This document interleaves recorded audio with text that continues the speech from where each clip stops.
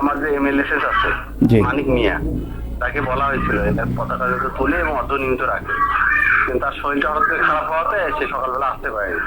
কারণ কিছু করার না, আমি তো বিষয়টা জানতাম না, আমি তাকে জানাইছি, তো সে হঠাৎ করে শরীরটা খারাপ হওয়াতে সে সময় মতো আসতে পারেনি।